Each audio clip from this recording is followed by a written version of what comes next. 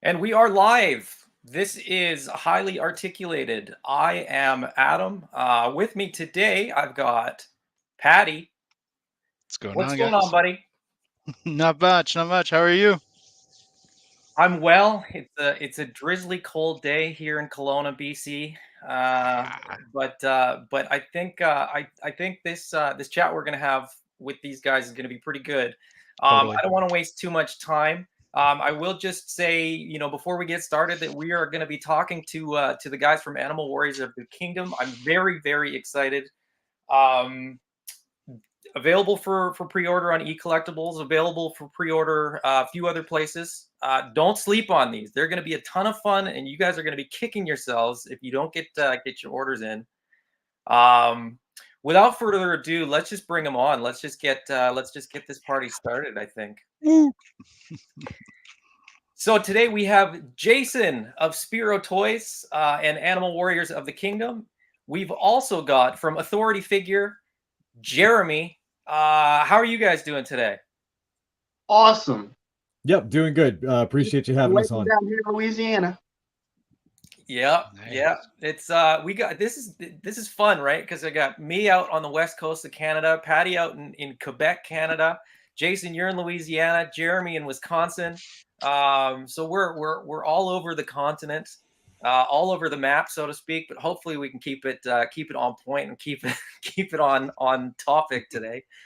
Um, quick questions, history wise. Jason, what uh what was your inspiration for Animal Warriors of the Kingdom? What kickstarted this whole thing? So at the time that I came up with the idea, I was doing graphic design, and I had like this little, L-shaped desk. And at the end of each week, like after doing logos and stuff, I would like look through the desk, and there'd be a bunch of sticky notes and whatnot of just doodles and ideas that I had. And then one of them was this character that eventually became Pale. And I remember sitting on the sofa like that weekend and being like, you know what? It'd be kind of cool to make a comic book. And like I hadn't drawn, or I had just gotten back into drawing. So I went to the comic shop, and I saw some stuff that I thought I could kind of emulate and basically learn about like paneling and stuff. And I thought, let me just kind of do this for fun. And, if worst case scenario, at the end of it, I'll have a comic book that I made. So I can be like, oh, I had a little fun summer project or whatever. Mm-hmm. And next thing I knew, I wound up finishing issue 1, and I was like, okay, well, before I started, I set it up for like a story arc, and I was like, well, let me do a little Kickstarter and see if I can't get enough people interested to pay for the printing of the books. And so that was my first Kickstarter, and I remember being like very nervous on camera, which was funny because it was a recording. Like we were just me in the room with the camera, and I was still nervous about that. But that went successful for a comic book. I mean, I want to say it was like maybe $2,500, but for me that was a huge deal. And so from there, I thought, well, you know what was my next dream scenario? And it was obviously like comics, toys, cartoon. Mm-hmm. That kind of like that holy trinity of 1980s marketing. So I started reaching out to people who were doing sculpting and stuff, and I did a static version, and we did a Kickstarter for that too. And that was another small, relatively not well-known Kickstarter. And I got basically connections with talented sculptors and stuff, but they weren't action figures at that point.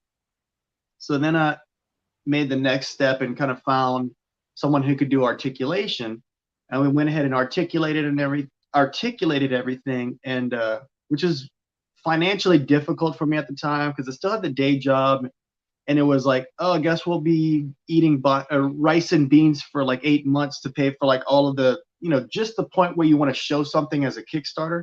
Yeah. And that Kickstarter actually wound up failing, and I was pretty bummed out for about 3 weeks. And at the end of that time, I started feeling super relieved because I was like, you know what? The worst case scenario happened. Like it took a lot of pressure off of me. So I basically just listened to all the feedback and kind of looked into what I needed to improve and what I need to tweak, and basically just went back to the drawing board. Mm-hmm. And also taught myself how to use social media as far as like advertising goes. Because at the time I thought of it more as a, you know, I don't want to say like a toy, but it was something that was just kind of silly to post pictures of your like meal and stuff like that. And so once I got those two together, we had a successful 4-inch scale Kickstarter, and it did well. It did like 10,000 over what we wanted, which was like I was like, that's insane, that's amazing, and super flattering because I didn't realize, you know, like how much people would support it. You know, it's very much a crapshoot. And so then fast forward to around when COVID was happening, I was all set up to do Toy Fair in New York. I'm sorry, in Texas, to promote the 4-inch scale. And the vendor called and was like, "Hey, listen, we're shutting everything down. COVID's just not allowing us to, you know, have the buyers are canceling. So there's really no point in having the show." So I was sitting in the parking lot when I got that call, and I thought, you know, I really like 6-inch scale just as much as the 4-inch scale. And I was starting to get into Star Wars Black Series and Marvel Legends, even though I was trying not to because I didn't want to open up another Pandora's box of collecting stuff, you know. And so anyway, I made the decision to do the 6-inch scale, and like I said, I was already friends with really talented sculptors, and so we just kind of quietly set to work on making a potential 6-inch line. And I remember at the time, went right before I launched the Kickstarter, like where I had my day job, they were just being like super unnecessarily mean to me and just like making life very unpleasant. And I remember like hitting launch, and I was like, I'll go ahead and check it later on during the day or whatever. And they were just really kind of beating me up. And like I remember like checking the phone, and I was kind of like, whoa, this thing's like, it did like, I think it, when I checked it, which was like around maybe like noonish or something, it had done so far that day what we did on the whole first Kickstarter, you know, like the first 4-inch Kickstarter. So I knew we were onto something special, and we started getting coverage from a lot of really big online influencers and vendors and stuff started reaching out to us during the campaign. So it was just a really cool, exciting time, and it was very surreal. It took me probably a month after the Kickstarter ended for me to be like, that really happened. That was insane. That was crazy. And that's the cliff notes of how we got started.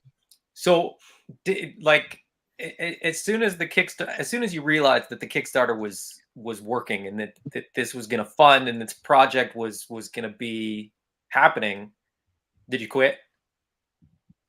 So my goal was to stay 3 months at the day job when it started actually costing me money to stay there. As in other words, you know, hey, I could be, you know, reaching out to wholesalers or working on actually making sales and basically doing everything I'm doing now. I was going to stick it out for 3 months and see how it worked out.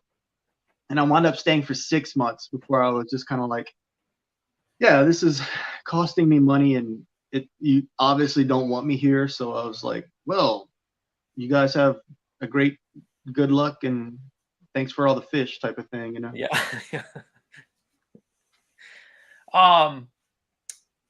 Now, Jeremy, we'll get a little bit more into yours when we sort of get to, you know, when we get to chatting about the game a little bit more. Sure. Yeah, we'll get there when we get there, man. Or jump in whenever. I mean, it's or you know what, we could do it now too. I mean, same thing. What was sort of what was the impetus for you sort of looking at your action figures and thinking to yourself, you know, I can play with these and stuff, but what if there was like a format to the play? What if I could gamify playing with these action figures?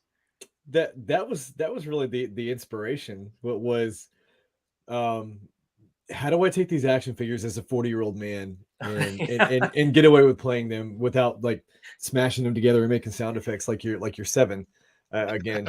So, but really what happened is that my brother and I were working on a tabletop strategy game. It was a military influenced fire team based strategy game.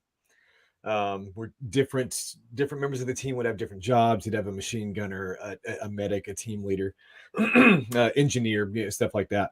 And so we were on a conference call, putting together ideas and shooting each other's ideas down. And I can't remember. I think it was. I had just gotten the GI Joe Classified Roadblock, and I was messing with that and heating it up and working the joints while I was talking to him. And I was like, "Hey, what if we just blew this up into the 1/12 scale?" Because we were going the very traditional, 1-inch, miniatures on a 1-inch grid type of deal. And I was like, "What if we made this like 2 feet wide and 4 feet long?" And we could fit a 1/12 scale figure into the tiles on here. And then it just started, and then, my brother Zach was like, "Well, what if we did this too?" And I'm like, "That's cool. But what if we did that after that?" And so, and then the next thing we had the groundwork for the game done. Essentially the algorithm that the core mechanic of the game exists within, was finished. And so, at the time, Jason and I had been developing a relationship, and we were messaging back and forth, and I think we had broken the meme boundary. Like, we were sending each other memes at that point, so it's like it's getting serious. For some reason, I thought it was through OnlyFans. I couldn't. Yeah. So I messaged Jason. Wayne Gretzky. He said, "You miss 100% of shots you don't take." So I messaged Jason and I was like, "Hey, look, I got this game that we're developing. I'm probably about 60 to 70% done with it, and I can pivot real quick and make this thing an Animal Warriors of the Kingdom game. If you want to collaborate, would you be interested in furthering the conversation?" And Jason was like real quick. He was like, "Yeah, what do you got?"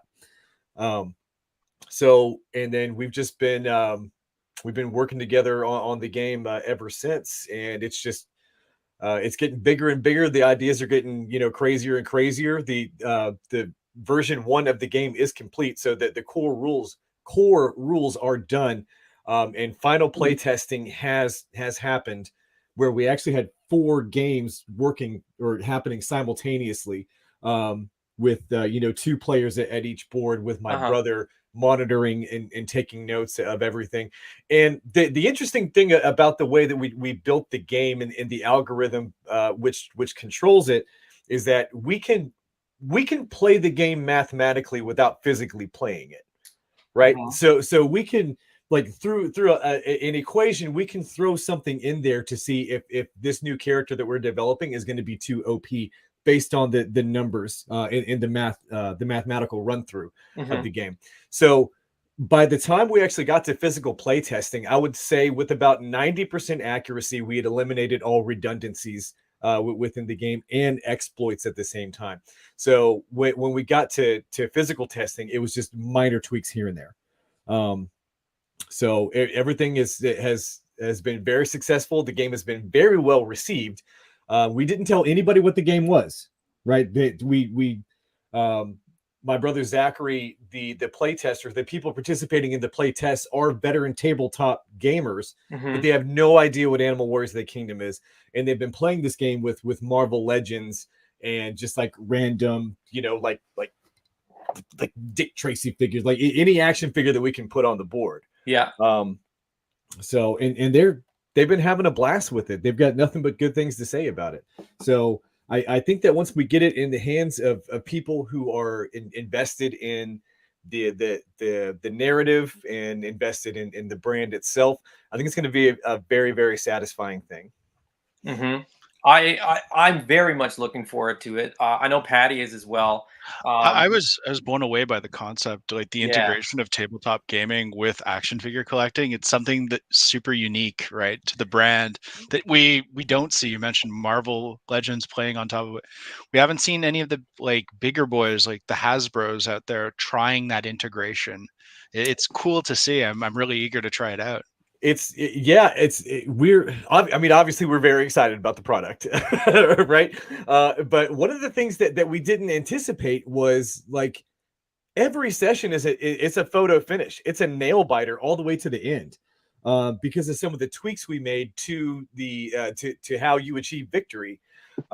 So there is no lulls in the game whatsoever, and if you aren't the entire time concentrating on what your particular tactic is going to be based on those the abilities of the characters that we built in, you're going to get run out. You're going to get steamrolled like fast. So yeah, I've got nothing but good stuff to say about it. I mean, I know it sounds like I'm shilling for my own product, but No, I think I made something really cool. I think that's one of the most important aspects is the like you said, the nail biting photo finish. Yeah, because whenever we debuted it at Jolanta, we were in a community of creators and collectors, and it's funny because one of the guys was from my hometown, and we just met at that show in Atlanta. And while we were talking, I mean, by the time we were done with the weekend, he was like, "Hey, we're gonna have like 8 guys or whatever, 10 guys that are already interested in having a game night once a month at our local comic and gaming shop." And Jeremy didn't really mention it, but I was very much a layman to like tabletop gamings. I played D&D twice. I had a great time both times, but one of the things that I mentioned to Jeremy was, as an ADD or ADHD person, that 40 minutes or 45 minutes of setting up your character, and I know that's actually typically kind of fast to set up a character. It was one of those things that I wanted to try to kind of skim some time off of. And what he basically explained was like, you don't even have to do that. That what we've set up is you're playing as like Pale or you're playing as Kali, so there's not necessarily that element. And I was like, okay, this sounds like something that is perfect for someone like me who's very interested in toys, obviously, but also interested in that tabletop gaming, but might have been a little hesitant to dive into something so intense right away. So, I mean, like, I don't even remember how long you pitched it to me, and I think it was over text. I think we were talking via Messenger, but I can't remember now. But I feel like you were like halfway into your pitch, and I was like, "Shut up and let's do this." Yeah. Well, it's on so many levels that it's like a no-brainer to me. Yeah, I think I rewrote that text because you were like, "Yeah, what do you got?" And I was like, "Oh, well, I have to type the pitch now. Thanks." Yeah. So I think I rewrote that thing probably 7 times, and it was like 4 paragraphs long, like ridiculous. But like Jason was talking about, if you are just dipping your toes into the water for the first time with the tabletop strategy combat experience, this is extremely accessible. And what we've done is that there's 2 ways to put a character together. The first one is you say, "Hey, okay, I got my Pale figure. These are the abilities on the character card." He has the first to fight ability, which gives him a damage buff for being the first one to make contact with the enemy, right? Something like that. And then you look at the weapons that he comes with in the package, which is the 2 hook knives and I forget what else. I think he has a broadsword or something. Yeah. But then the weapons packs that Jason made available became a bit, I wouldn't say an issue, but we had to work through it. So what if you want to take Pale and you want to put a crossbow in his hand? It's built into the game. If you want to, Pale does not come with a spear, but if you want to grab a spear from the weapons pack, you can do it. Also, once you've defeated another one of the characters on the field, if you want to drop the weapons you have and pick up the ones that just fell out of their hand, pick them up. Like if you just took out an archer, and you decide that you want to get some get back, with the long range stuff, pick up the bow. Because we built it in. If you pick up a bow, you automatically pick up a quiver, and this is how many projectiles you have into it, right? So you can, like Jason was saying about the character build up and all that, you can do it. Or we also have what we're calling the Fight Tonight system, which is a vanilla build for every single character, right? It tells you what weapons to put on them, what items to put on them, and then you're swinging swords at each other in about 10 to 15 minutes. I love it. Awesome. That's kind of like that's like, to me, I picture the the Friday night game night or movie night from the the 80s or the early 90s, where it's like Totally. you go to Blockbuster, you get your awesome movie that you want to watch, and you get popcorn or nachos or whatever you want, and you get down and play with your action figures and have fun with your friends and kind of catch up on the week and what's going on in in their life while you're having a great time, you know. And I think like part of our branding really focuses on two things. One, you know, everyone's stressed out as an adult and everything, and if we can help people forget about all those troubles and have fun for 15 minutes a day, I'll consider our mission complete. But our secondary mission is I want to be able to, you know, we're all getting a little older and having kids and everything, and I wanted something to introduce parents to be able to introduce their passion and their collecting ideas with their kids, you know, because a lot of the stuff that we're in love with and we're collecting isn't necessarily as appealing and doesn't have the same meaningful connection as it does for our children. You know, it's funny. Well, Jeremy and I were talking about this yesterday, and like, I pretty much like everything down the toy aisle, but you know, there's probably 80% of that is associated with, you know, fond memories of growing up and stuff. And I'm not going to say what it was, but I took a picture of like a certain IP, and I was like, if you were a 7-year-old and you saw this, is there anything on this peg section that jumps out to you? And it's just kind of like, not really. If you didn't love those characters, you didn't grow up with them. So part of it's building that IP and, you know, getting people excited about discovering something new. You know, it's been quite a while since I found a new IP and got like super excited about something. I want to say like the closest thing was like seeing the Fortnite 4-inch scale. It was cool just seeing 4-inch scale again, but it's one of those things where it's like, is there an IP that's out right now that's really blowing up that's not, you know, 10 plus years old? And so it's just one of those things that I kind of keep on my radar and want to be aware of. Well, I like the board game idea just because I'll be able to, well, for my wife, I'll be able to say that these figures that I'm buying from the Kickstarter, they're not actually figures, honey. They're actually playing parts of the game. Yeah. So don't worry. The shelf space, no, it's like board games. Don't worry. We can put it in the family room. This is a board game. This is an intellectual exercise, okay? Thank you. An intellectual exercise. Exactly. Exactly. And you know, it's funny, like whenever Jeremy started kind of getting into the details of the game, and I was like, I realized how much vetting and work they went through to get the game to where it was very easy to work, and you know, you wouldn't break the game basically. And like as he was going through stuff, he would you know, I didn't want to ask to do too much because I thought it was a super ambitious type of thing where you're like taking existing characters in a comic book that are, you know, have a universe built out, plugging that into a game, and then adding stuff to the mix, like the weapon sets. Like I didn't want to ask him like, hey, can you make the weapon sets work? And like they just were like, hey, we thought about it and we want to have that option. So they just kept adding more and more value to the game. It just, I don't know. I think whenever people get it, it's going to be really exciting.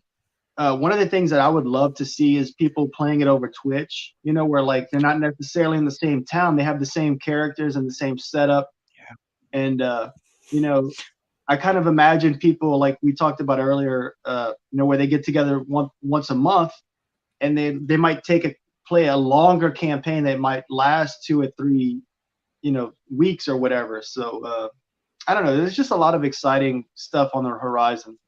Yeah, Patty and I have even talked about that, you know, like sort of having a group where we can all get on, you know, Facebook or whatever and play, you know, in the way that we're chatting now, right? You could play your game remotely, so to speak, with people wherever.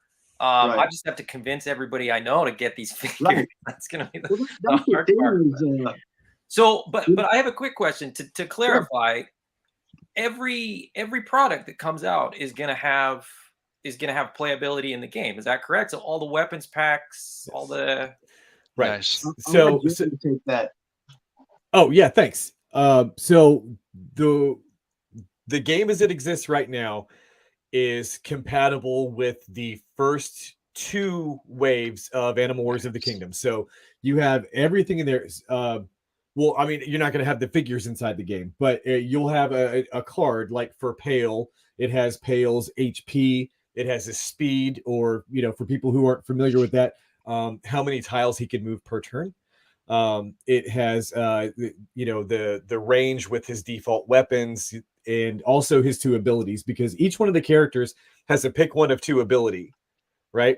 So once you pick that one, you're stuck with it for the entire game. So it's going to be interesting to see how people mix match not just those abilities, but how they mix and match other characters with the abilities that they like, and watch those integrate into tactics as well.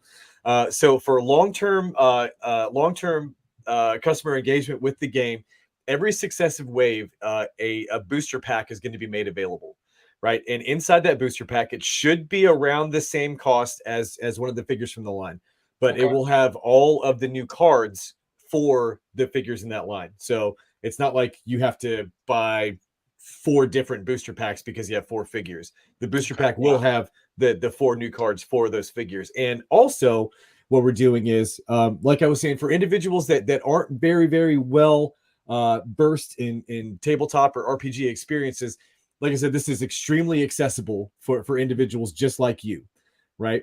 In those booster packs, new game modes are going to be made available, right? New statuses and things like that. So layers of complexity are going to be built onto the game once you're familiar with the game as it exists in your house right now. So it's, we're going to be adding value to the product the longer that it exists. Man, everything I'm hearing is awesome, and I'm just I can't wait. Thank you. I think, without further ado, maybe we should go through the game pieces, as it were, and go through the products. No. These are definitely Jason's figures. They just happen to be game pieces from time to time. It's awesome. Like, I agree with Patty, and I've said this to you guys multiple times. To me, it's kind of a masterstroke to sort of add playability and play value to toys. It sounds ridiculous that you would have to add playability, but it incentivizes, like you said, Jeremy, as 40 plus. I mean, I'm 40. Mm-hmm. I don't know. I think we're probably all pretty close, if not already there. Nearing it, yeah. There is sort of like we at some level, I think a lot of us have sort of lost a little bit of that magic, of that imagination. We're maybe not as creative on our own, just in terms of how we engage with our toys. Think of it as a muscle that you have to kind of exercise, like this is the exercise that'll kind of get your imagination built up again. It's very easy as an adult to start thinking, very logically, I got to pay these bills and all this stuff. And so this is, I think Jeremy said, like, this is our excuse for you guys to go ahead and start playing with your toys again. So I kind of skipped on you there, but I wanted to just kind of mention that it's okay if you feel like your imagination is not as great as a kid. It's totally normal. And don't worry, we'll fill in the missing pieces in the game. Exactly. And it's I don't know if y'all have ever heard of there's the Major Wrestling Figure podcast, right? Oh yes, like I'm a huge, I got my pop socket. I have an entire I have a section in my collection room that's just Major Pod, right? Are they figure bathed? Yeah. Sometimes you got to get that figure bath, baby. Bingo. But Matt Cardona has famously washing said, them. It turned into a whole heating thing. them up. It's a t-shirt now. Yeah. But Matt Cardona, former WWE superstar, international, intercontinental champion, and all that. Also, NWA champion now. NWA champion, right? Internet champion. But he's probably one of the most knowledgeable individuals, I would say, breathing, as far as wrestling figures are concerned, and the collecting game in general. Mm-hmm. And he's famously said that the adult version of playing with your toys is setting up your display, right? And no offense to Broski, I love you, man, but screw that. Like, you have these action figures with 27 or 32 points of articulation. Get them out and start doing stuff with them, and that's really where it came from. Let them breathe. Let them breathe, baby. And so, like, if I have an action figure that I can put into a kneeling position, I'm going to put him into a kneeling position on the board, and I should get a buff to my defense, because I'm now presenting as a smaller target, right? Real world tactic. That's how it works. You take a knee, you get in the prone, right? You get as small as you possibly can. And you can do that with these new highly articulated action figures. And so really, Adam, you were the target audience for this. You know, I did as much market research as was possible because I can't find any other instances of anybody trying this before. Right? No. So I did as much market research as I possibly could, and what I found was 70% of my hardcore collector friends have never played a tabletop RPG or strategy combat tabletop game, right? But they were interested. So I didn't know. I knew they were hardcore gamer people and they were hardcore collectors, but I just didn't know the frequency at which those two lines were going to intersect. Like how often do we get both of those people together?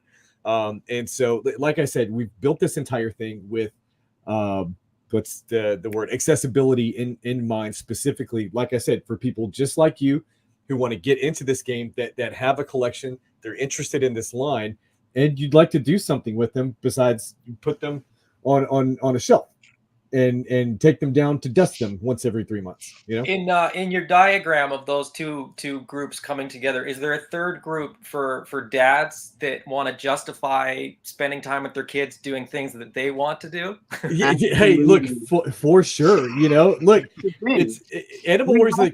We have to have a generation to replace us when we're gone. You know, like I feel like, you know, Star Wars is not in any danger of going away. Like, it's our modern mythos, but unfortunately, you know, I love G.I. Joe, but I can't tell you enough like how much it saddens me that like I see kids that they'll pick Fortnite every day over a G.I. Joe, and I'm like, I don't understand why. The character looks cooler, it's got better accessories, more detailed sculpt. But it's just one of those things where it's like it's not in their culture anymore, and there's no cartoon.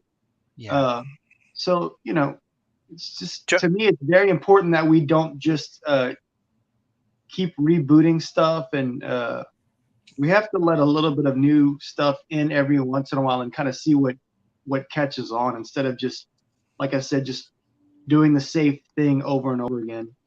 Thank God Snake Eyes is infiltrating Fortnite, right? Right. I've never played Fortnite, but I really like the character design. I think they have a lot of fun character designs. Totally. So. The one of the greatest things about Animal Wars of the Kingdom is it is family friendly, right? Like for everybody. Like the kids can read the comics, they can play with the toys and stuff like that. So like if you are a dad, I've got one on the way right now. Congrats! Thank you very much. Little Jeffrey is 5 months along now. Yeah, 5 months. Nice. So like if you are a dad wanting to play with your kids, you can. You know, like for me, when I play with my friends, look, I have little blood pool effects for photo photography, right? Like when I take out one of the other characters, I'm popping a head off and putting down, you know what I mean? Like a blood pool effect. You know what I mean? Is that from the Gears of War figures? No, well, people like on Etsy, they that's true. That's cool. That's cool. So the version that's going on with me and my friends is going to be extremely gory, but you know, when you play with your kids, remind me of that when we get to sort of towards the end when we're talking about sort of the future of these things, because I got a couple questions about different rated versions of the game that could. No. So it's going to be E for everybody, right, Jason? It's absolutely. And can I tell y'all like my dream scenario of like how the game would play out? Like, yeah, please. Obviously, I want people to, play at home and do that stuff. That's fantastic. But like I keep like personally picturing myself with my personality, just going to any big comic shop in the country, and if they don't have the board game, if the players don't have the board game, they'll be able to pick up the board game. They'll probably already have their figures, but if not, they'll be able to buy, weapon sets, figures and stuff. So that way if they're like up against like a really good opponent or whatever, they can be like, oh, okay, next round I've got you. They'll go and they'll pick up like a weapon set and another character that can cancel out the character that they're using against them, So I just think that kind of thing would be so cool, because like whenever I play Halo a lot, and one of the things that I like about it is they let you the gaming design lets you solve the problem the way you want to. So like you can tackle a problem a bunch of different ways with a bunch of different weapons and equipment. So like it just kind of tickles me to think of someone being like, that's it, I'm getting this weapon set or whatever they need to, you know, so that they can finally win their round or whatever. You know? Getting beat by like Blight so many times that they're like, I Right, need to get exactly, that figure. He's going in my team next The- time. the poison The thing daggers and is- everything. Yeah. The thing is, sorry, I didn't mean to stomp everybody, but the thing is that you may be getting beat by Blight, but who else is in Blight's team? Yeah. Right. So let me run a scenario by you. Right. Pale is going to have the first to fight ability. Right. Which means he will get a combat. If you've read the comic book, you know he's a leap first, look later type of individual. Right. So the first to fight ability gives him a damage buff for jumping out there and being the first one to make contact with the enemy. Right. So let's say I don't want the hook knives. Let's say I want to give Pale a crossbow. Right. And I have him jump way out there from the very beginning of the game. But who else is on Pale's team? Right. If I have Thane has the ability to pick up half cover and throw it. Right. So I can jump Pale way out there and then have Thane throw him a piece of cover to where he's at, the way he can get behind and start poking people with crossbow bolts. Right. So it's not just, oh man, you got me with that Blight again. What were the enablers for Blight on the board at the time? You know, so the possibilities for custom tactics are I wouldn't say endless. I mean, because there is a specific number. I haven't found it yet though. It's going to be wild, man. But And it would be it'll keep going up with every wave of figures and every wave of or you know, even cards every issue of the comic. Like you're introducing new mythology and new lore. I mean, just going back to it, like, could you imagine Blight might have like some advanced abilities, a bit more speed, but if he's facing off with a member of the House of Pacadon, for example, who aren't going to be as fast, definitely can take more damage, right? But just based on the comic. Exactly. Yeah. So that's gonna be fun. Patty, did you read issue 2 yet? I did, and I can't wait to talk about it. I don't want to spoil anything for people watching if they haven't. So we'll save that to sort of. I mean, at the end, we're at almost 38 minutes. We haven't even gotten to the figures yet. But y'all just wait till the Feralus Stalker makes it into onto the field of battle, right? Because the Feralus Stalker, right? They're big cats hunt in packs, right? By their name Stalker, they are stealth by nature. So the way stealth gets handled in the board is if I put one of my characters into stealth mode, I remove him from the board completely, and a marker gets put down as his last known position. Right now, on a piece of paper off to the side, I have to chart where he's at, and I have to once he's been presented, I have to show my work. Say, hey, this is how I legally got him there. Right? What if I have 3 Feralus Stalkers on the board? What if all of a sudden 3 of my figures just disappear? Right? Like you need to circle the wagons because something really bad's about to happen. You know, like you need to get all your characters back to back. You know, that way because it's coming. Like trust me, it's going to be wild. And playtesting these things, we've gotten some crazy results from it. It's been a ton of fun, man. Just throwing it out there in the comments, we have Scott Baker mentioned. Yeah, I was just gonna pull those up. My mind's blown, so I'm trying to like absorb all this stuff at the same time. But no worries. Let me read his comment. He says, "Sorry, I'm just going a little bit back before the afternoon." I was just gonna go through sort of what's coming. Go on. Scott said, "Afternoon, everybody. Death Knight Riggedy, which I think is Romeo something Riggedy in the AWOC group." Nice. And he's saying can't wait, Scott. This is the one that you wanted. Yeah. And I think we're all feeling like Scott. Never been a player of tabletop games. This definitely has me excited to give it a go. You and me both, Scott. Thank you very much. That's a really cool feeling to hear people say that. It's for me, I've got 3 young kids. We got a 6.5-year-old, a 3-year-old, and a 2-month-old. Oh man, my kids want to play board games all the time. Yeah. And I can't wait to be able to play a board game that I want to play with them, right? Because they're already there. That's what I was saying. Like that crossover. I think the potential there's so much untapped potential there. Like you're marketing it to us, but we're going to be able to market it to our kids. Exactly. And like you said, Jason, bringing this whole new generation of kids And you know, this line, this game, this could start a revolution. There's going to be riots in the streets. People are going to be like, why didn't we have this before? And why can't we have more of it? No, You know, America, we've had enough of that. We've had enough of the riots. Yeah, Fair enough. Metaphoric riot.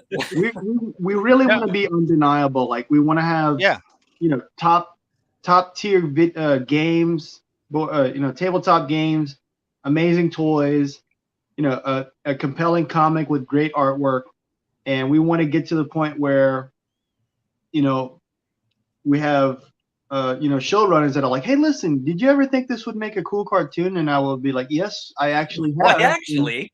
And you can look at these comics for your roadmap for season 1 or whatever, you know. So if I could ask you guys both, absolutely not. No questions. Without going into like super detail, and just speak to what you can. Have you guys are looking forward or looking into partnerships within the gaming space, like different companies that have an establishment to partner with to be able to sort of do distribution in the long term? I know this is like a forward question. Feel free to pass on it, but like, is there any sort of like roadmap for the game to be able to get maximum distribution? Because it sounds great.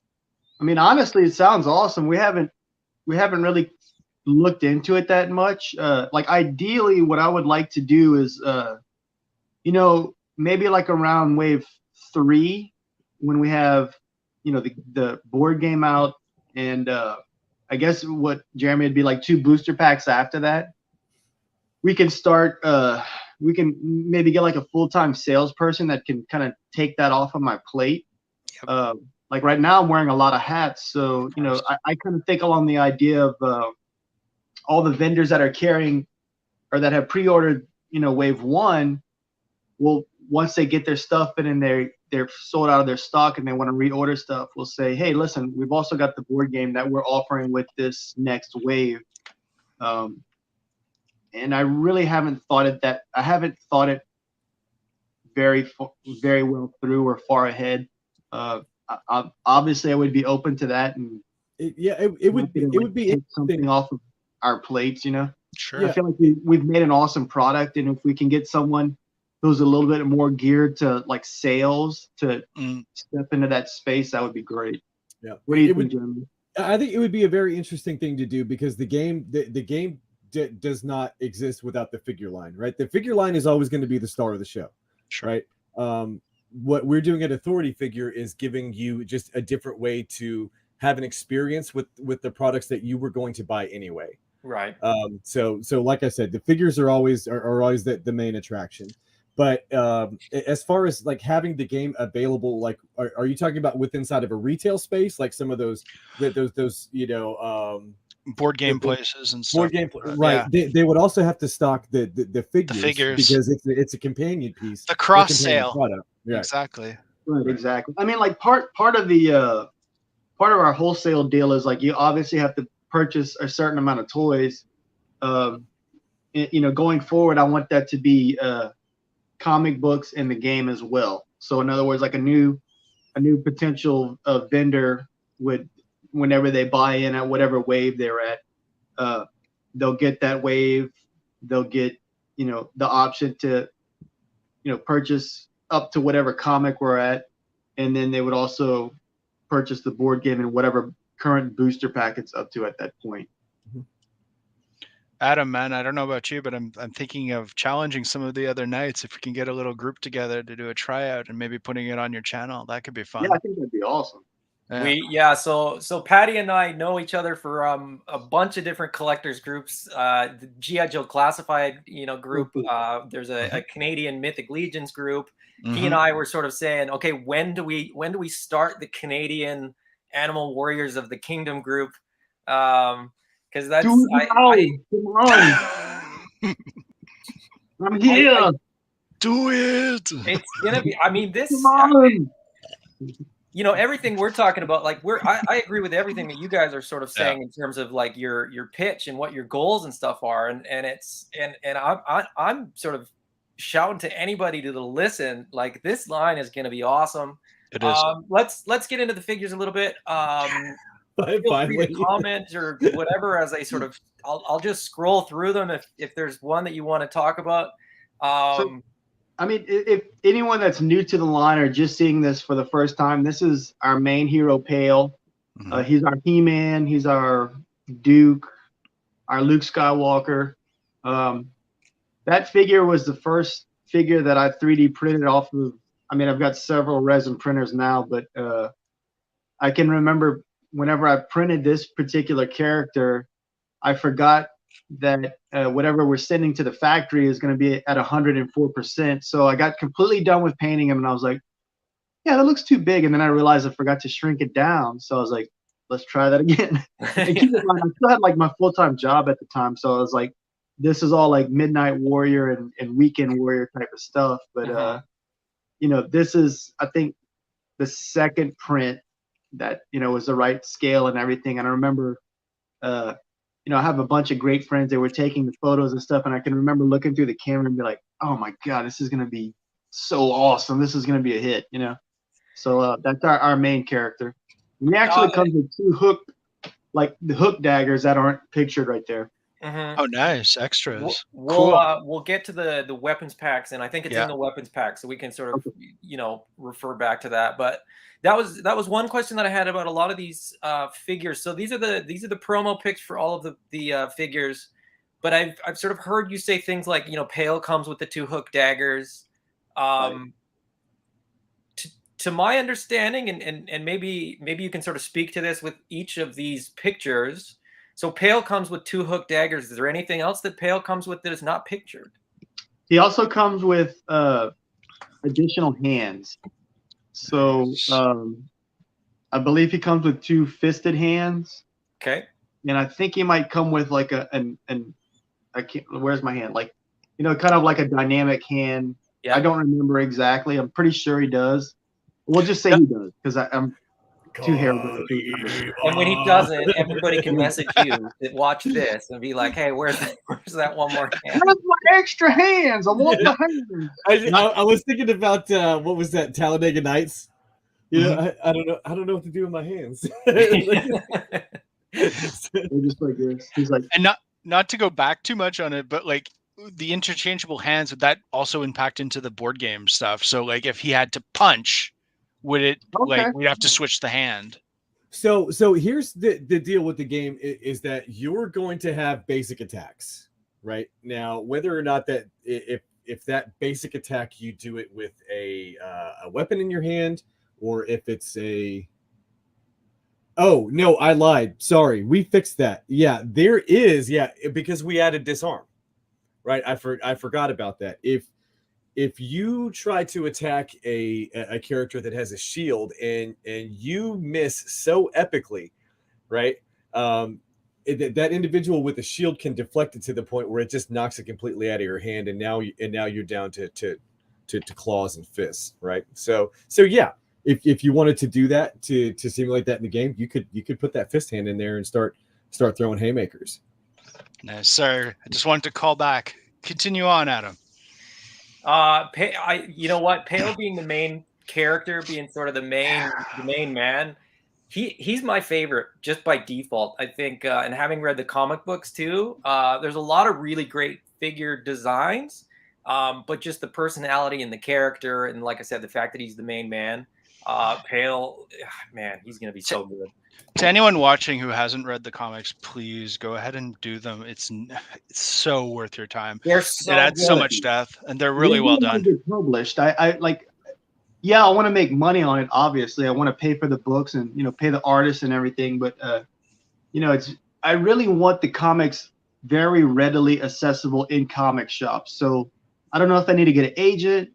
There's some things that I'm like, I'll admit I'm naive about, and I don't know if I have to have like some sort of publishing agent or whatever to get in the door, I would speak to maybe Bobby Valla about it. I know he's working on getting his comics into shops as well. Yeah. For Action Force and such. Maybe there's I'll talk to him today. We all was very small, but I'll definitely ask him about that. Actually, I'm on a stream with him in our 2 hours. Well, you just ask him then. What the hell, man? In the middle Yeah. of the stream, just throw that out there. Get our comic books out there, man. Next, we have Kali, who is, of course, the main baddie, the big daddy, as it were. Again, fantastic design, love. Thank you. And you know, if you haven't read the comic, you won't appreciate Kali in the same way. What a poopy head, as you should. This guy is awesome. Great, like I said, great design. That color palette is really, really great. Patty and I were talking about this earlier today. As a result of comic books, we're expecting different versions of this guy for sure. Oh God, yeah. So even a new head could be fun, dude. You guys see of the main hitters, there's going to be a legitimate reason. Like, you know, if you've read issue 2, you'll be like, oh, well, of course I have to have a variant of that. It's like a major thing in the comic book. It makes total sense. It's not going to be like a Tangerine Night Mission Batman, you know, like just for no reason at all. And you know, like Adam said, like it's like this is our Skeletor, our Mumra, our Cobra Commander. So you know, I have to blue. say, yeah, hey, look, if you wanted blue and he's blue. Like, if you want to know why he's blue, pick up the comic book. Exactly. And you know, it's funny. Da do dee da do da. Pale is me. Like whenever I write his dialogue, it's like I'm just writing how I would say something or how I would act. And but you know, whenever I finished painting this particular figure, like I kind of held it back because I can't see very well, and I was just like, dang, he's my favorite figure of the line. Like he's just one of those figures that, like, even if you don't know anything about it, I feel like if you were like at a convention or something, and it's like, what is this? Like, I have to have this. I don't know what it is, but it looks really cool, and it has. I feel like just looking at him, like you can tell he's got a history, and there's something. He's obviously, you know, kind of intimidating looking, and just has this amazing battle armor. Dude, just check out that pauldron, man. Yeah. What's that? Pauldrons. His pauldrons. Yeah, I was saying, just check out that pauldron, man. It's wicked. Yeah. He has all the hallmarks of like the classic villains from our youth. And like, honestly, after issue 1 at the last page, no spoilers to anyone who hasn't read it yet, but like I totally got the Mumra vibes, like the transformation vibes, and certainly the history of all the characters in the world that they inhabit. Like, it feels very much like sort of a pastiche of that sort of Thundercats vibe, right? Like the last humans, and what do they become? You know, like it's really cool. Yeah, not giving too much. You know, without giving away a lot of stuff. Sorry. No. I don't think that's a spoiler at all. I mean, like, you know, you kind of setting the stage for what the story takes place in, like the environment, and I have to say that the island of Dr. Moreau had a big impact on me growing up, and you know, I think it was Leonardo that said that the definition of originality is taking something that already exists and making it your own. And AWOC is very much an amalgamation of all the stuff that interests me in life, as far as like history and culture, and you know, animals are very interesting, and seeing how the dynamic between, you know, different cultures clashing and being forced together, and how does technology interact with magic, and then making that something that's easily digestible and fun to read is it's been a challenge, but I think we're on the right page. You know, we're on the right track as far as that goes. Yeah, I mean, they feel of a certain time and a sensibility, but they're wholly original characters. Was my takeaway from it. It's funny you say that, because Atreyu was next, and that figure started out as an homage to one of our favorite lions from the 80s, lion heroes from the 80s, and it was nothing more than like an homage that looked cool. And so when it was time to make this character his own character, I remember you know, going through color palettes. It was either like, you know, it was 3 days to up to a week of purging any kind of influence of that particular character out, and it was you'd be surprised how much of a challenge it was. It was almost like trying to learn a new dance to Footloose, you know, where you're just like, it's like very much ingrained. And I feel like, especially, I feel like we did accomplish that, especially with his look and everything, and then having his personality come out in the comic. It's they're very two different characters, and coming from a very different place as far as their like motivations and stuff go. Now a question that I had, and this is about all of them, but I may as well ask it now. The skirt piece, the arm braces, and the shin pads are all interchangeable. Is that correct? That's correct. Now, if you look at Atreyu right here, his shoulder pads are sculpted onto the arm, and he's also got a it's like kind of wrapping around his bicep. That's actually sculpted on as well. There were certain things that we had to figure out, you know, design wise, will it work, and what's my personal preference. And I particularly remember being kind of annoyed about the Juggernaut from was it Marvel Universe, like the 4-inch scale, like the little band on his bicep would kind of flop up and down. So I was like, you know what, let's just sculpt it onto that bicep. But the skirt's removable, his greaves are removable, and his arm gauntlets are removable. And that's the case with every figure. And you know, it's funny you mentioned the skirt. People were kind of concerned about you know, the flexibility and stuff. And I just got back from Joe Fest last weekend, and anytime anyone kind of like had that question, I would just like make them like just do a split, you know, and it was like, that answers that question, you know. Like, it's surprising how well we were able to kind of like, well, I say we, I'm taking the credit for it, but like, you know, the sculptors and our project manager were able to kind of like take this static looking design and infuse, you know, practical use into it, or mobility into it. So if you're concerned about that, don't worry about it. They can do, I don't want to say a Van Damme split, but like it's respectable. You know, it's about 10% away from what he, you know, that a complete full split. And so if we had two semis available in toy form, we could, in theory, attempt some type of like action figure photography shot. Oh my God, yeah. I mean, apart from that shot, though, I always think it's funny where that's the standard. It's like, when are you ever posing a figure out like that you need that full? Here's the full. But Jeremy's going to mention the game. I can feel it. When in the game are we going to do this? Oh, no, not like that. But I split. Yeah, that's it. That's exactly what I was going to say. I tried to do some fake photography with a McFarlane Johnny Cage, where he does the splits and then punches you in the twig and berries, right? But his legs won't go all the way out either. So, yeah. Fair enough. Okay. So between the semi trucks and that Johnny Cage pose. Yeah. the old uppercut to the family jewels. You know? Yeah. Classic. So this is Tiberius, who was started off again as an homage. And again, it was challenging to kind of like pull that color palette that you're used to seeing with you know, with Thundercats. You know, you gotta like, let's disassociate that color palette from what this is, because they're very different characters and they have a different look, and you want them to stand apart from each other. So it was fun doing that, kind of breaking away from that I lost my train of thought.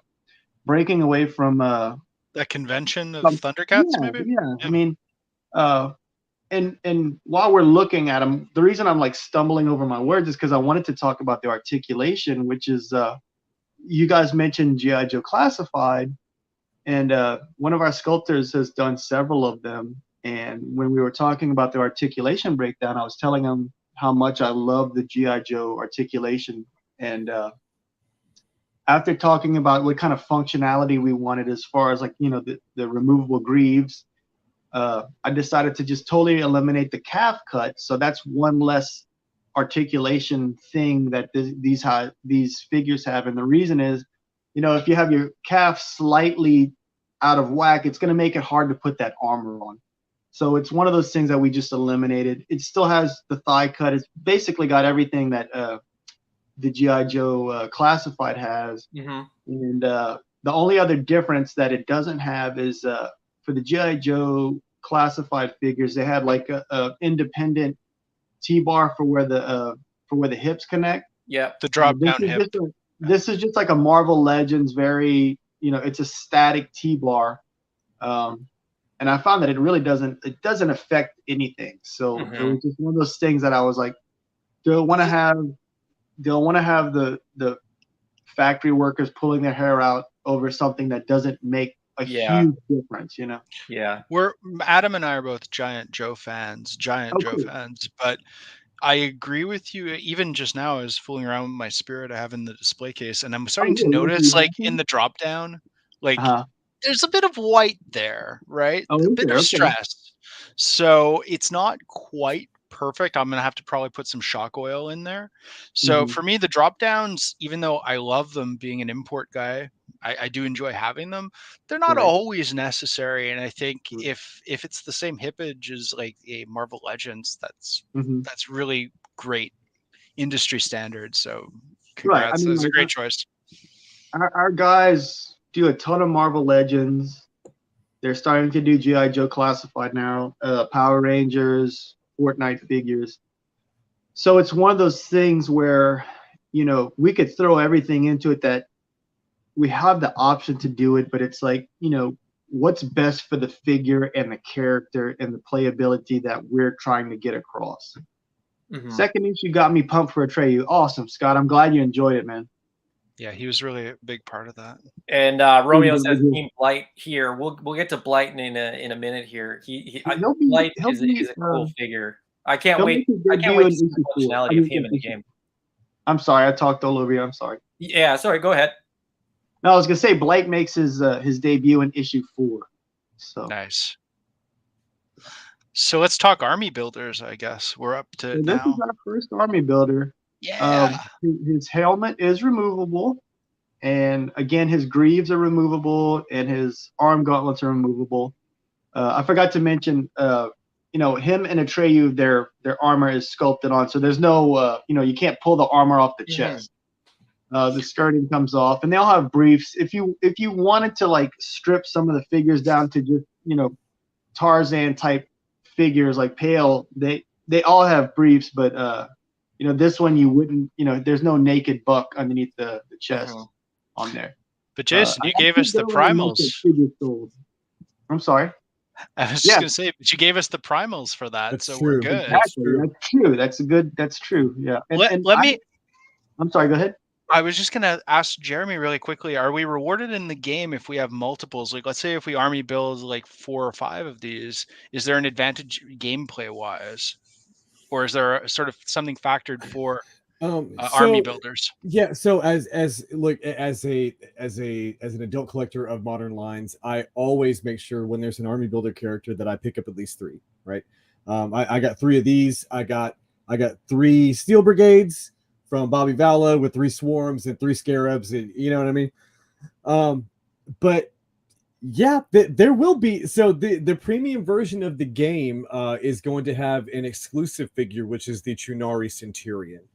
And the Chunari Centurion, the only way to get that figure is to get the premium version of the game.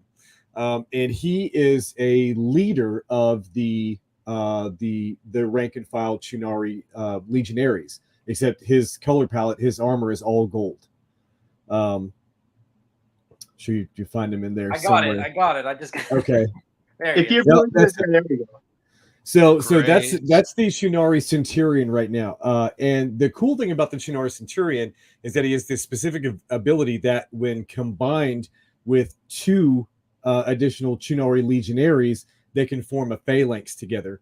And so essentially you have them interlock shields moving forward on the board, and like any other opposition figure that gets within 1 square of the front of that, it automatically triggers a frontal attack. So think about the 300 Spartans just stab in front, using those long spears from behind the shield. But also what it does tactician wise is that if you do have this moving phalanx going forward, you have a mobile cover piece for your team captain to get behind, and you're always picking up yards on the field, right, as you're moving forward, right? It is susceptible to the flank, as the Spartans found out as well. But if you pick the time in which you're going to implement it in the right specific spot on the board, you can have a pretty significant effect on the battlefield while implementing that. Wonderful. And I think too, in terms of, I'm going to skip back here, but in terms of gameplay, effectively, every one of these figures is going to have something that's unique and that's sort of advantageous.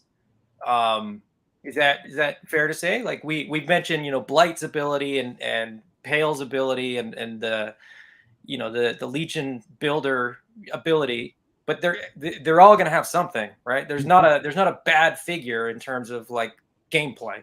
No, there's not. But there is a rock to every scissor and a paper to every rock. So you can't, even though that rolling or that moving phalanx shield formation is super sweet, it's not invincible, right? But we did want to make something that was very, very cool for the individuals that did pay for the premium version of the game. You do get to utilize that ability, and it's a lot of fun on the board, and it looks really cool. But yeah, I like back to the original question. I always advocate for people army building. Get at least 3, because if it's a wave or if it's a property that you really, really care about, you're going to wind up wanting to get them later on down the road anyway, right? And if you've seen the price of Steel Brigade and Swarm Troopers on the secondary market, just get them at the Kickstarter price while you can. You don't want to kick yourself in the wallet later. Adam, for any Canadians, where can they buy theirs? Mike at eCollectibles got the pre-orders up. We're ready to roll. Boom! I ordered a couple of troops from the backer kit as well as from eCollectibles, knowing that I'm going to want multiples. I thought that's sort of the safest bet to make sure that I get it as soon as they're available. No matter who gets it first, I'll be getting them. Yeah, I can't wait. Now I do want to say this though. We're not we want to bring a quality product to the customers, but we're not going to take an opportunity to gouge anybody. So with the game, there's going to be 2 2D standees of every army builder character that are going to be at the same scale, right? But they'll be on a standee. So you'll have a this guy right here, the Horde Ravager. You'll have 2 2D versions of him that you can put onto the board, right? So if you do get the premium version of the game and somehow you didn't at least get one, Chunari Legionary, you'll be able to form that phalanx, right? You can do it with the 2Ds. Now, as far as troop building as well, and we will get to the primals and we'll get to the head packs, but in terms of the Chunari troop builders or the House Horde troop builders, you mentioned that the certain parts are interchangeable. Will the helmets fit all of the ape heads?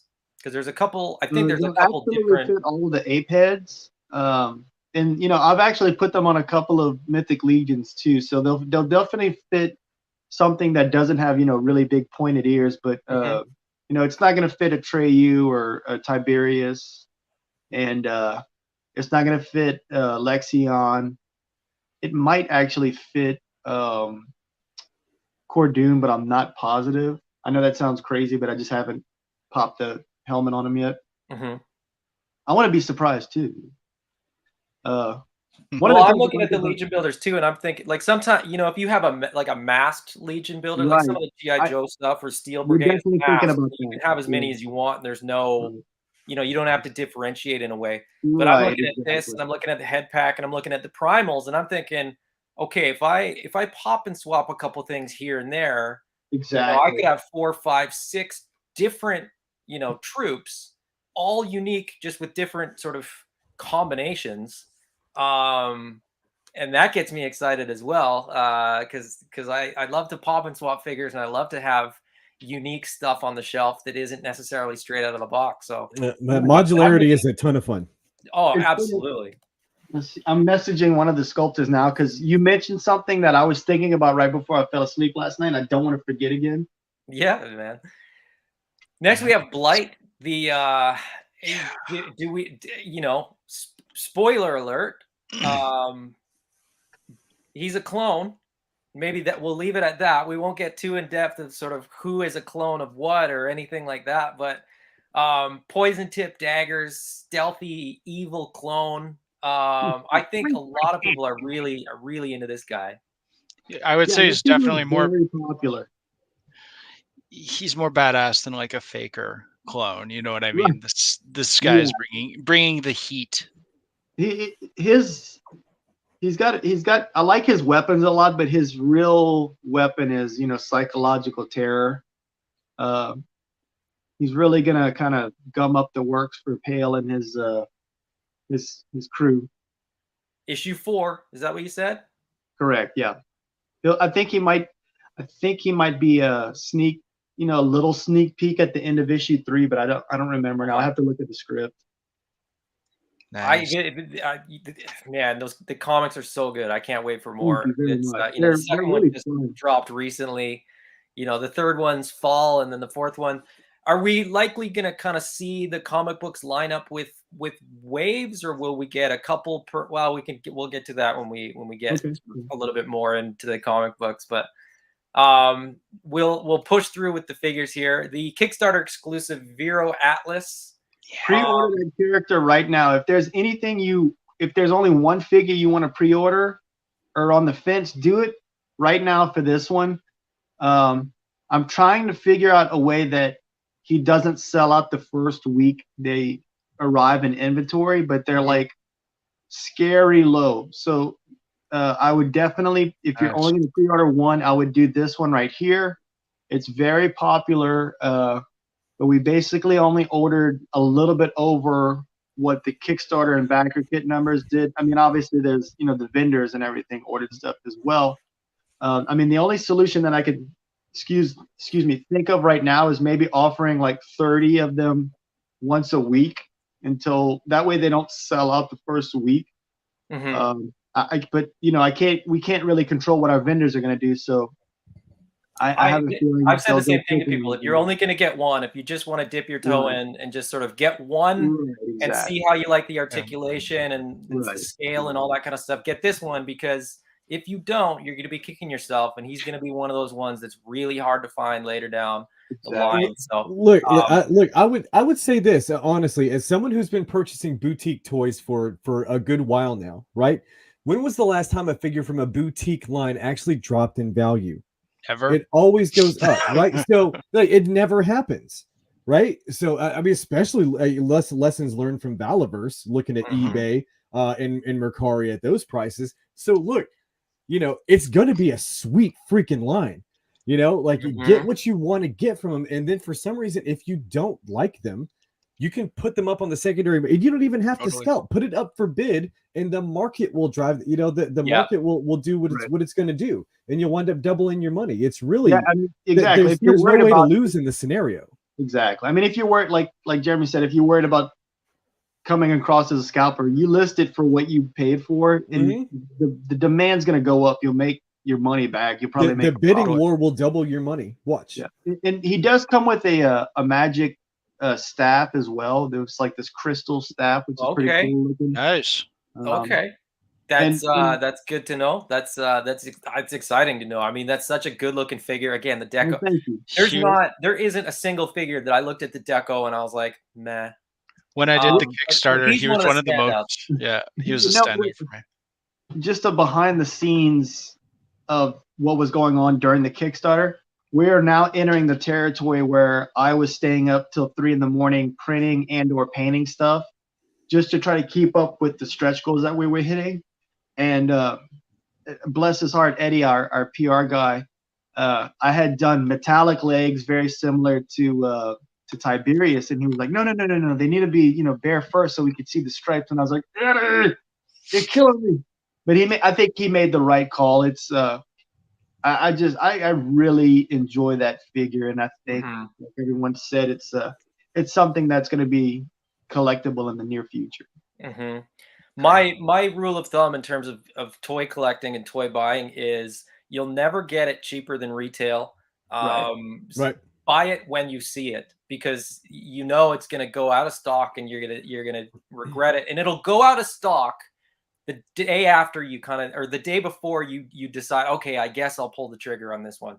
If you see it and you like it, buy it, because we live in a world where nobody's losing money off this stuff anymore. Not to derail our plug, but this is gonna be my first HasLab backing. I'm gonna back the his tank. Yeah. So and I've never done one of those projects before and everything. I'm guessing it's similar to Kickstarter, where you don't get billed until the day it funds, right? Yeah, correct. Yeah. So I am very, very excited about that. Let me see. You brought it up, so I'll ask. How do these scale with classified? They're noticeably taller. Okay. I had a photo going around. I think there was buried somewhere in the updates of showing like all the lines that are out right now. Yeah. Did you not have a picture of him with Flint? Like one of the AWOCs next to Flint? I honestly don't remember who I put him Snake with. Eyes, maybe. Yeah, I think it was Snake Eyes, but yeah, you're right. Just to kind of give you an idea, they are the same exact height as the Moto Classics and the Thundercat Ultimates. I'm trying to think who else. Legions also, I'd imagine they'd scale very well with. Same height as Legions, exactly. So, the idea was like, we want these figures to look great in people's existing collections. So if they only buy like, 2 or 3, they'll be right at home. I remember staying up and painting this guy. And what's funny is we didn't actually have the proper head for him at the time. We just had like a placeholder head, and I was like, it's coming, and so we had like a placeholder head for a couple of days. Let me see. That's the head that he comes with. But our photographer is fantastic, and he like photoshopped and switched them out, and a couple of people noticed. But I was up front, let them know like, hey, whenever we reveal this is a placeholder head. And whenever the sculptor sent this one, I was just like, oh man, he's got so much personality. And his weapons are actually those are placeholder weapons. He does come with those 2 weapons, but he also comes with a bow, and they're all painted to match his armor setup, which we kind of jokingly refer to as the Nintendo Switch armor.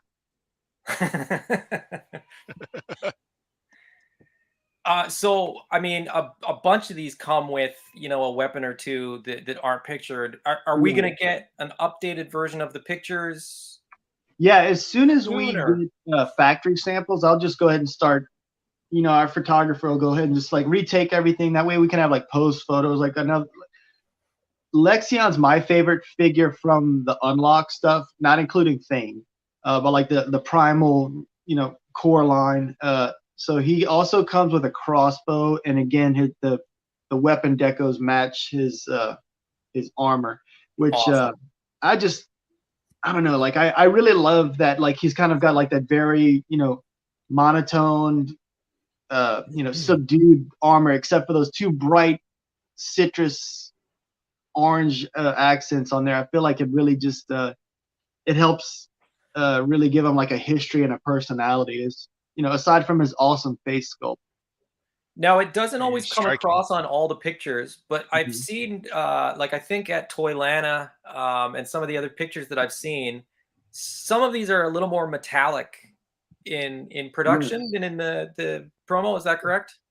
Right. So if you look at that orange, his little shoulder paladin or whatever you call it, the shoulder pad, like it's mostly a matte orange, but there's these nice little kisses of metallic highlight that really accentuates that sculpt, so it gives it a real 3D feel whenever you're like moving it around. It catches little glints of light. I've looked at all of these photos so many times, and it's like I love the figures as they are, but then when I sort of heard you mention a couple times with a couple different figures, like, oh, and he also comes with this, and I saw the pictures, and I was like, oh, and there's a little hit of metallic. Right. I'm like, these look fantastic in the pictures, and Patty knows this. I say this all the time when we get like digital renders and then sort of physical representations of production samples. I'm always, once you get something in hand and it's just that much better, I just anticipate that these figures are going to look so good in hand. with It's all the fun to little see details that people when all they the see unique character traits have and stuff like that. And you Yeah. updated too that the eyes are going to be a little bit better than what they look in the promo pics. And Yeah, I those are mean, hand painted eyes, so they'll definitely look better Wow. with the factory. They'll have it like automated and everything, and yeah, like you were saying, it's so weird, or it's not weird. It's quite enjoyable to see people experience them in person for the first time because they're like, Mhm. whoa, this is way cooler than. It does not do justice for as far as the photos go. Dude, And there was so many people at Toylanta right, that were coming up to the table and they were like, "What is this?" You know, yeah, like they had never heard of it before. I'm like, "Oh, let me preach to you the good word of Animal Wars of the Kingdom." You know, let me, In a word, what was Toylanta like for you guys as exhibitors? I don't imagine it was like the first. You guys had been there previous, correct? it was our first time. First at time. How was Toyota. that first time? Just Um, in a few words. I mean, I can't help but feel humbled and grateful how well the line's been received. It's always very nice to have that affirmation that people are like really digging what you're working on, and especially with trying to start a new IP that people aren't familiar with. So just kind of seeing everyone's reaction when they saw them in person, it felt very good. And having Jeremy there, who like really understands what AWOC's about and has an intimate understanding of the characters and what their abilities and everything is such a great asset because I'm not doing all this heavy lifting during a convention because Mhm. I don't know if you've ever worked a convention booth, but it's almost it's kind of a longer version of the flight attendant saying, "Have a great day. Hi, how are you Mhm. doing? Have a nice one." Like where you're like, I don't like to fake anything, so you're giving out this energy that you're very excited about this product, and it can be very draining if it's just you. Yep. Like I was tired of doing Joe Fest by myself, so having the crew there really helped out, and I don't know, it was very exciting. What do you think, Jeremy? yeah, it was fantastic, and I know exactly what you're talking about with that humbling feeling because we debuted the prototype of the game there. We had the game board on the table with the figures on it, and so there was a combination of people who had no idea that the figure line existed or the comic book existed or anything like that. So they definitely had no idea that the board game existed.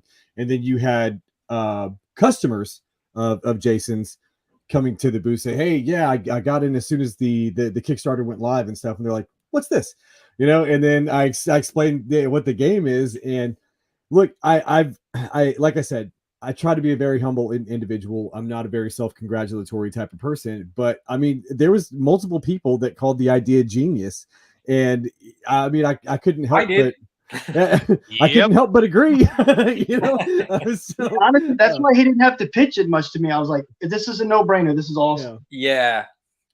Speaking of the Kickstarter, let's talk about the ultimate stretch goal that we have on screen right now. The one that we all got. We're talking about General Thane.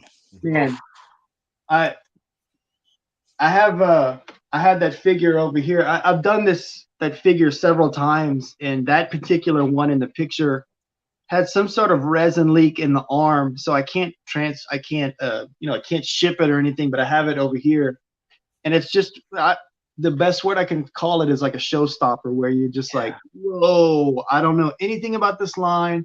I'm not planning on going all in, but I have to have that toy. Like it's just one of those things where it's a very much a conversation starter. and like I say this every time I'm on a stream, right?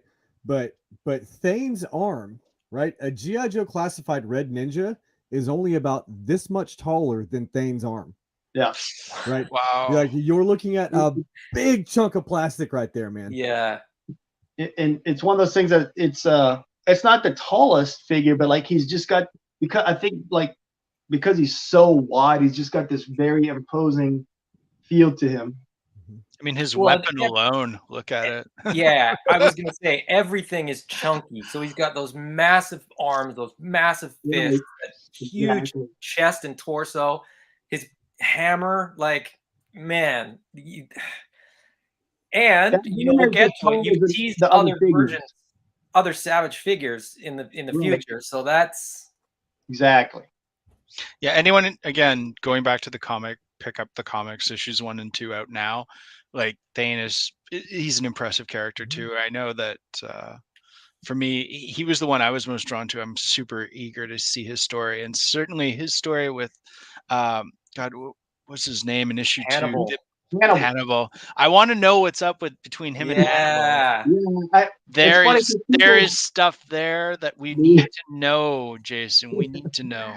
Yeah, I'm glad people. I was worried that I was being too subtle about it. So like people messaging me and be like, "Whoa, what's going on with these two?" I was like, "Okay, good. They get that there's some tension there." There's some history. There's some tension. Yeah, absolutely.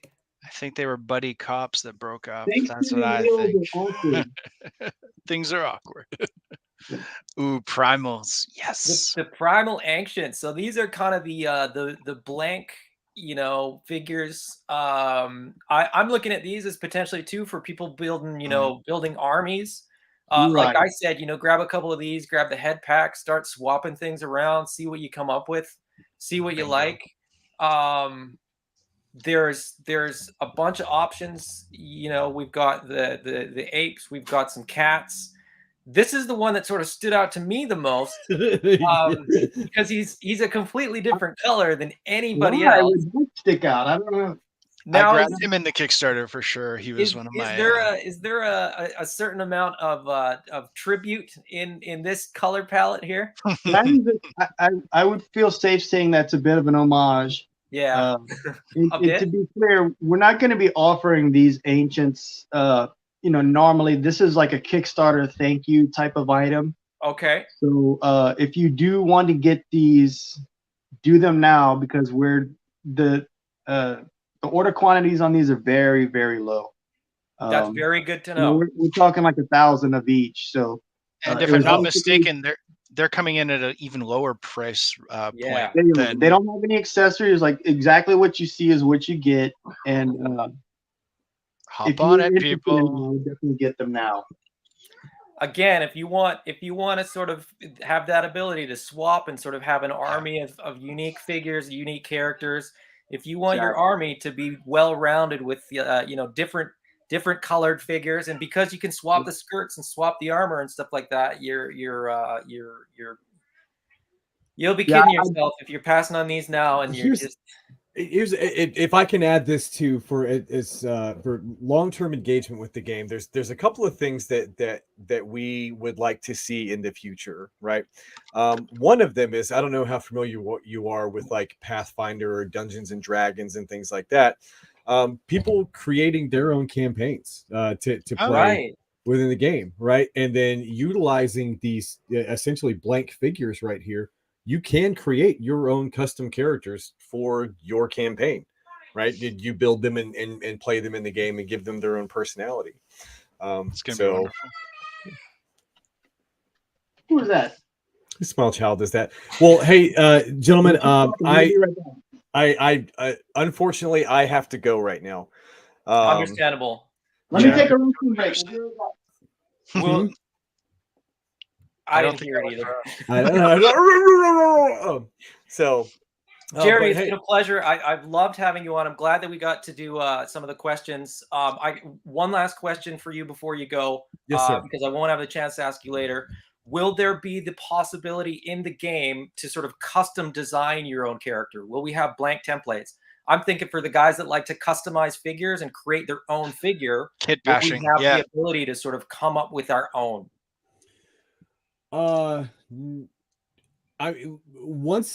Once that product is in your house, you are free to do whatever it is that you would like to do with it. Nice. And you will get essentially a general guideline on how character creation is done from those character cards that we put in there. So if that's an option that you choose to do, if you want to make a custom character that has their own abilities, skill sets, weapons, things like that, you know, it's up to your imagination. It's whatever, you know, the only limitation is your collection and your imagination, honestly.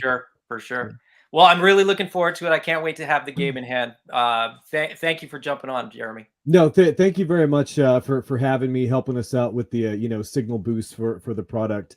Very, very appreciative. Thank you. You're awesome, Jeremy. Good luck. Have a great rest of the Yeah, day. hey, Patty, it was great to meet you, and Adam, it was great to finally talk to you in person. Can we get you back at a certain Thank you, point to man. referee one of the board games, like once we start playing? Oh, for sure. Nice. Yeah, for sure. It's gonna be hard for me not to like kind of whisper in somebody's ear, but but yeah, I'd love to do something like that. I would really enjoy watching people interact with the product. Wonderful, man. So, Thank Jeremy, you. you're up to do an Iconicon. Something for Iconicon now? Did you just get the notification for it? It was Probably. I'm trying to ignore all my notifications. yeah. I'm going on a it's I can read to you right now. Valaverse in 30 minutes. Iconicon Teenage Mutant Ninja Turtles movie review panel. Oh, So man. so I'll Dude, be I'm on gonna there. be catching that for sure. I Yep. think I'll be on there. I think Jeff Hicks from World Class Bullshitters is on there as well. I think, and I know definitely Bobby, and I want to say Alex is going to be there as well from the Infinity Equation. So. The There's laser a pants man lot of good- himself. There's a lot of good Iconicon content. So if you haven't checked it out, by all means go and check Jeremy out. He already did one earlier today and then another one today. So go check that out when you're done watching this, I guess. But Jeremy, Okay. Thank you again. We'll talk to you again soon. No, it's been a pleasure. Thank you again for having me, guys. Cheers. I'm fun, man. All right. Yeah, later, Jason. I'll just edit my PP breakout in post, right? It's all good. Thankfully, it kind of timed itself out well, right?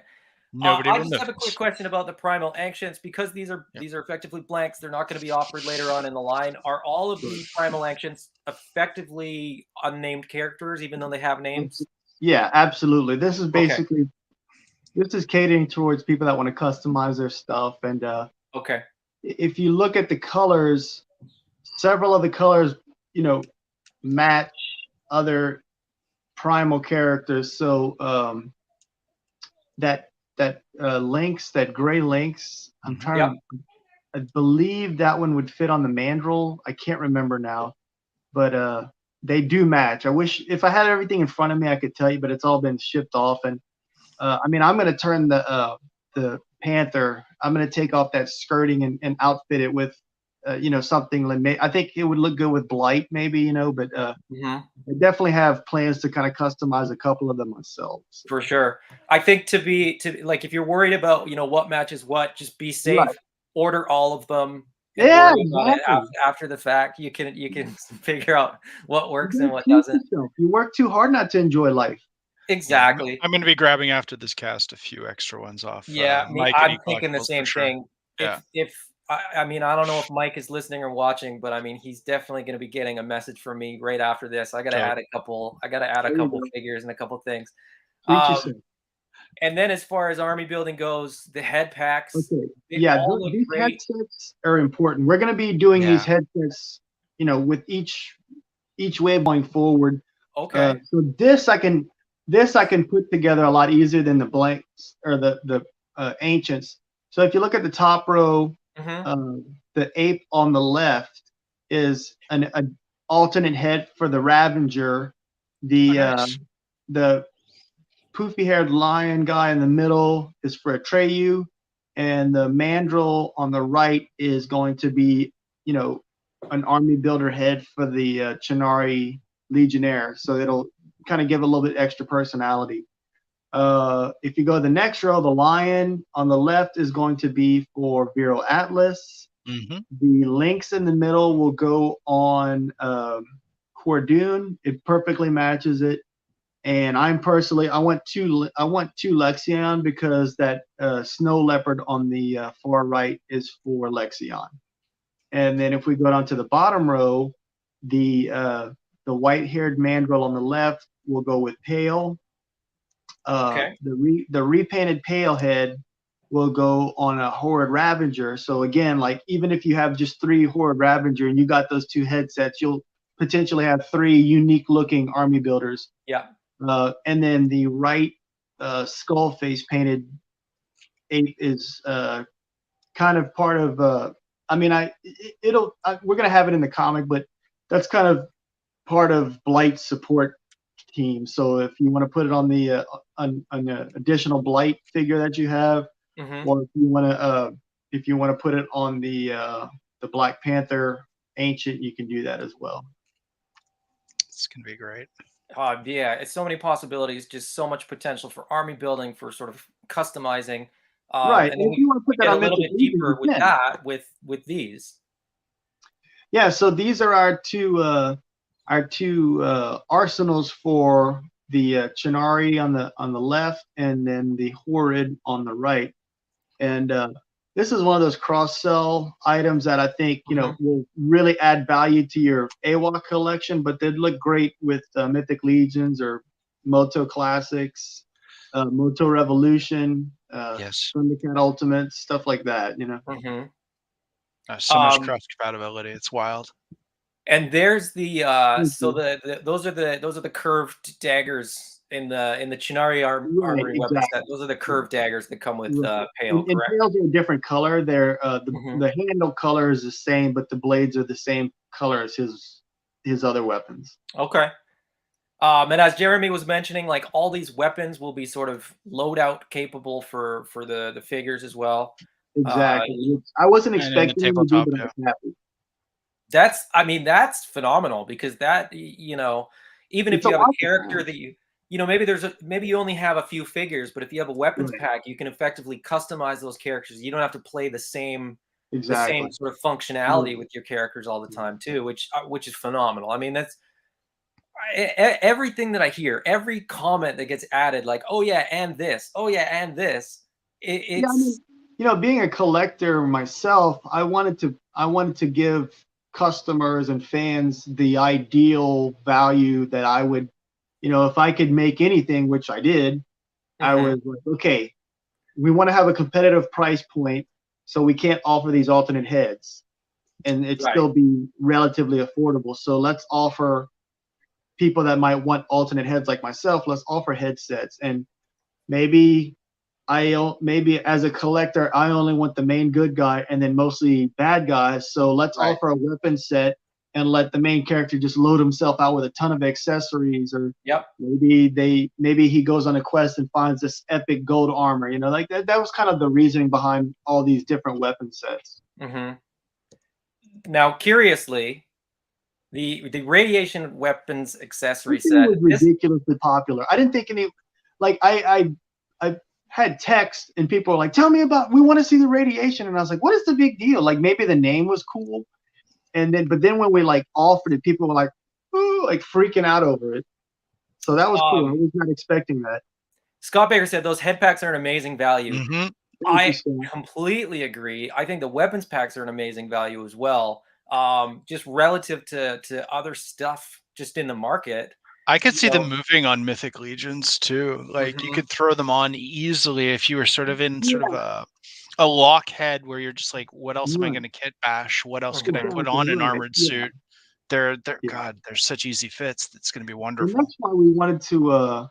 That's why we wanted the height to match the Mythic Legions and the Thundercat Ultimates, because we want to, I tell you what, it's very relaxing for me to customize stuff that's not my own stuff. But I can remember when I first got into customizing.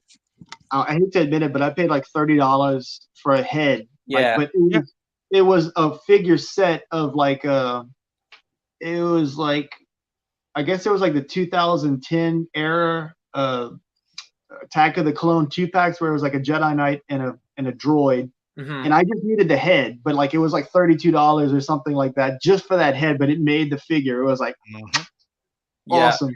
And when you need it, you need it. So it's sort of exactly. No matter what the cost is, when you've got that idea in your head of the perfect recipe for the character that you want to make. Exactly. Question about this weapons accessory set. Does it glow in the dark? Does it glow in the dark?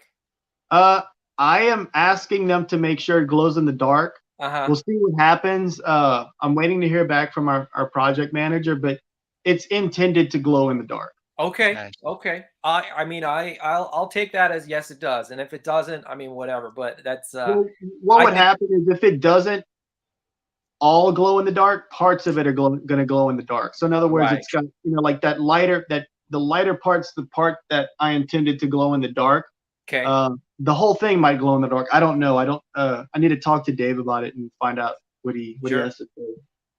Keep us posted, but I mean that's enough for me. I mean that sells it to me. The possibility that they will glow in the dark is enough, because I think you know, like you guys have said, like the crossover with like stuff like Mythic Legions, you could get these in the hand of a skeleton as well. I was thinking Scare Glow just got a new armory. Oh sure, yeah, That's great. You can, and I don't even know what does he come with, a spear? Yeah. Yeah. I didn't get that figure. It's funny. I saw it was they offered it as like a San Diego Comic-Con exclusive, and then like as soon as I was over there, we're like, oh, and here's the mass retail version. It was almost exactly the same, right? It's the same except for the glow in the dark factor. Okay. And I think the packaging for the exclusive one lit up, right? The inside of the box, it made a noise. Light up package. Oh wow! I was going to ask you that, which has an opener. Who cares? But for your stuff, Jason, like what's the packaging like? Because you're going to be able to integrate it in the tabletop game, is there ability to open and reseal easily as a collector? You know, the box is really intended for retail pegs. Like, you know, dream scenario, we eventually want to be in Walmart and Target and all the big box stores. So it's very much a retail package container. So I'm an opener, so that's great. Yeah, well, I mean, honestly, what's funny is I saw someone opening the box from the bottom, you know, I think it was like either G.I. Joe Classics or a Marvel Legend or something. And so there's going to be tape on the bottom, but if you cut the tape, you should be able to open it from the bottom and slide the tray out, no problem, if you want to keep the card. There's a window on the front, obviously, but the window wraps around the top. So like if you have it displayed, it'll be lit that way. Sure. And then there's also the window also wraps around one of the sides. So there'll be plenty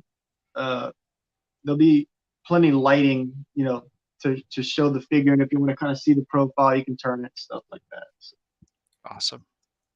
So we've already got that's all the stuff from waves 1 and 2. So that's all readily available through. Can you still order them from you, or you can order them on our backer kit? I would love them if you guys would order them off of eCollectibles.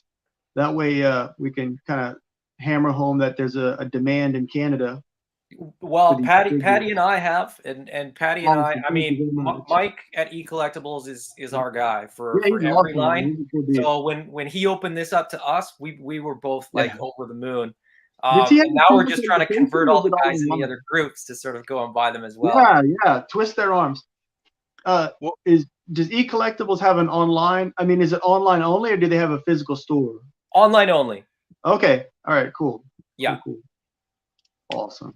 But great guy. If you're not familiar with eCollectibles, reach out to it'll be Mike that you'll be talking to. Reach out to Mike at eCollectibles, and he'll get you sorted out with these if you're in Canada or elsewhere. I mean, he's happy to ship. So that's it's not just Canadian, but if you are Canadian, I mean, going with Mike is kind of a no-brainer, because then you skip you know, if you hit your order minimum, you skip the shipping charge and the brokerage and all the fees and all that kind of stuff that FedEx. That's one thing I do want to note. We have no control over what your country charges for customs. Yeah. I get it. It's annoying. Blame your country. Don't blame me. So Jason, when does the backer kit end for you guys? If people in the States are looking at this, or anyone around the world that's sort of less able to like go to a retailer like eCollectibles, when does the backer kit close for you? So we're building out. We're gonna have an Amazon storefront, and we're gonna revamp our website. But basically, to answer your question, once the figures, once they've left the factory, we're gonna go ahead and just close out the backer kit, and we'll just redirect everyone to our main store website, and I guess there'll be like a link on Amazon or something like that. But yeah, once they ship, we'll shut we're not going to shut it down, but we'll stop taking orders that way. Sure. but What's the timeline on that roughly? From what I understand, we should be getting them in late September. So we're the last time I talked to Dave, we're about a month and a half behind what we anticipated. So I just kind of bumped it up to 2 months behind, just to kind of make it a nice round number. And looking at the figures that we are now, you know, this Legion builder comes with the deluxe version of the game. Right. This 2-pack is wave, what you're calling wave 2.5, I think, or will it get a name once it sort of gets released? Yeah. So what you're showing is a little out of date. Yeah. I talked to Dave in order to make sure that we start getting you know, this Kickstarter wave was like super ambitious. It's got a lot of SKUs. We want to start making sure our delivery, we have at least 2 waves a year. Ideally, we want to have 3 waves a year. So what we're doing is what we're kind of getting into right now is going to be called the Primal Battle Wave. So this right here was going to be a 2-pack, but what we're going to do instead is offer the one that is on the right, the mandrill with the helmet, and include that the pink head, so that way you can still army build it. So we're gonna we're gonna reduce the SKU to where it's 4 figures per wave, including that box figure. I mean the Legionary, the golden ape that comes with the game. Whenever those are up for pre-order, you have to order the game in order to get 1 figure. But we'll also offer you can order up to 8 of those if you want to just go crazy army building those in one order. Okay. So in other words, if someone really wants to, you know, they could place several orders and order, you know, 16 or whatever. But you know, as far as like one transaction, they can order up to 8 Legionary as long as they order the game. Okay, good to know. Good to know. Adam, eager to order mine. I don't know about you. You know what? I mean, that the golden ape is one of those figures that doesn't translate well in photography. Like when you see it in person, it's like glimmering and real shiny and cool looking. It's a very striking figure, and in the photo, it's kind of hard to see, but he's got this really brilliant white cape that's kind of hanging over one of his shoulders. It's pretty cool. That looks great. I think so myself. Your dad's supposed to look after the children.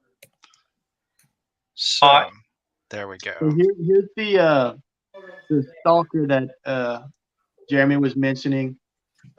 He's an army builder. I think he's another figure that I heard people saying that he seemed kind of real. His color palette seemed very subdued, but again, when you see him in person, you're like, oh, that's cool, man. Like you don't necessarily want your support units to be like outshining your main characters. And I think when people have it in hand, they'll be like, oh, this is just right. Like it's got like those little accents help them pop just enough to really stand out. And he actually does include an additional head. Okay. So whenever you're army building those, you'll be able to have the option to kind of give your ranks a little bit of extra personality. Awesome.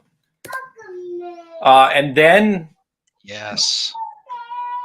So if you read issue 2, this is our first variant of Pale. He's in his gladiatory armor.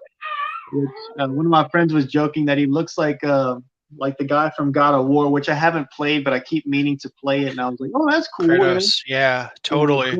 Yeah. But he looks great, and it's one of those variants that it doesn't like you were saying before, like the sort of what's it called, orange popsicle Batman. This ain't it. Yeah.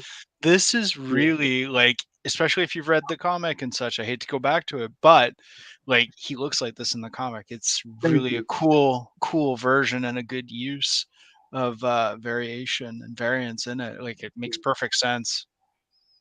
I want people to be excited about the variants. I really love this version of Atreyu. Totally. Especially, it's kind of funny because, you know, Pale's a little bit more easygoing about, like, you know, his outfits, but Atreyu's very much wanting to prove himself to King Hannibal. So, like, having to wear this particular armor is like pretty degrading to him, you know. Tail could care less. He's just kind of like whatever. But I think he looks so cool, but like Yeah. he's not happy about it. He's like, ugh, I can't wait to get back into my like my regal armor that my dad gave me or whatever, you know. So, but again, he's featured in issue 2 like that, and you know we can't not offer a bad guy tank. So here's our Horde Berserker, and you'll notice that he's got Thane's alternate head. Mm-hmm. So it's gonna be fun. I mean, I just love those gorillas. Like I can't get enough of them. So at the risk of saying spoiler, but not spoiler, like are the like if you look at the eyes, there is kind of that venomized look, right?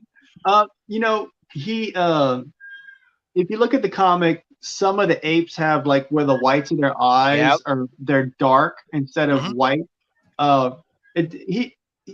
This particular character there, he's almost just kind of like in a rage. So like I just kind of wanted to convey like, hey, there's something not quite right about him. Like he's just kind of this crazy. It's like a crapshoot. Like whenever they get out on the field, like he might overdo it and accidentally smash a couple of his own support units. You know, they kind of let him loose like a Tasmanian devil. Absolutely, and that's the last of the figures in sort of that wave. Is that correct? Yeah, it's going to be 4 figures in that wave. Seriously. Now okay, I gotta step away for a sec here, guys. I'll be right back. But talk about Fangthorn. Yeah, I mean, terrific character design. I'm looking forward to adding him to it. Like I love the expressiveness that like you kind of almost play into an animated aesthetic, but like still making it real. Right. It definitely, he's definitely venturing into the comic and animated feel. And this is the first primal buck that we're introducing a removable, like a furry collar. You know, like you'll notice his neck has that furry collar on it. Is that a separate piece? It is. It'll be removable. Perfect. Fun like for kid bashers. Plastic, yeah. Yeah, I mean, I really love the design on this. Thank you. You know what? While I have you, and Adam stepped away, so he's got the roller deck here, so we can't switch images. But I wanted to ask you, again, spoiler, not spoiler, if you could just give me an affirmative or not. The Void, is that going to somehow make it into figure form someday? We've already designed him, so the plan is for him to definitely appear as a figure. And I'm so looking forward to it. Thank you. I mean, did you see the cover of issue 3 yet? No, I don't think I did. I will after this though. So I'll send it through to you, Patty. Thanks, it's funny, we kind of created him as very much as a plot device, and then like as we like started working him into the panels and stuff, we were like, okay, this isn't a figure, this isn't a character that we want to just kind of, you know, toss aside. He'll be almost like a force of nature that just kind of keeps reappearing at the most inopportune time. You know, we're just like, oh my gosh, we're having a battle and a hurricane showing up all of a sudden, you know? Not this guy again. This guy again, you know? So we're into, like I said, we're into effectively wave 3 figures. Yep. We'll quickly go through these because we're almost at 2 hours, and we'll try to sort of shoot for that. And then you know, I'll maybe we'll have you back on to sort of do more in depth of the lore and stuff like that, because I'm loving all of this stuff. But totally, we're gonna get into this wave now. I'm just gonna sort of skip through these. We don't have to go too in depth because, you know, a lot of these are gonna be connected to the story. I mean, her big time. You'll be issue 3 in Division 3. As a big Usagi Yojimbo fan, like the second I saw the image, I'm like, yeah, this is happening. It was very, very difficult for us to decouple from that character. Again, it's one of those things that you grew up with, and I was like, okay, obviously no blue can be in this outfit at all, you know. And then we were like, okay, it can't be white, so it's kind of like an off-white, like it's a very pale gray. Stan sounds like a nice guy, but I imagine he'd probably knock on doors. Yeah. I mean, it's very, very different character. Very different, yeah. Then as far as we've seen some sort of renders as well, or some drawings or what have you. And we've seen some different species. Yes. We see that, with the rabbit, but I mean, we see it with the lizard. Are we going to gold see bloods. more species? Yes, you picked that up. Yes, sir. Yeah, are we going to see more species? That's a great. I'm eager. Absolutely. So one of the things about the toy line in the comic book was, I'm very interested in like ancient cultures and culture in general. And one of the things that I wanted to kind of sneakily introduce to kids is the interest of discovering new cultures without kind of like beating them over the head with it or making it appear boring. So I wanted to interject that and do it in a fun way that didn't feel like it was like a school lesson. It's just kind of an undertone. And so the idea is, there's several great animal houses, and there's a hierarchy in some of the houses, like the Fairless are the great cats, and they actually have they have like a farming community, which is where the rabbits factor in. So there's several like farming class. They're almost, I don't want to say they're serfs because they have like a mutual respect for each other as far as like the Fairless do. But the Fangtorn, the wolf clan, they have serfs where they that do similar tasks and stuff, but they don't treat them quite as respectfully as the Fairless, the great cats do. So it's kind of exploring like all those little details that kind of make the world feel a little bit more realistic. Mm-hmm. Well, that's sort of all the figures, all the characters we've sort of seen reveals for. We're sort of getting towards the world building and expanding on the lore and stuff like that.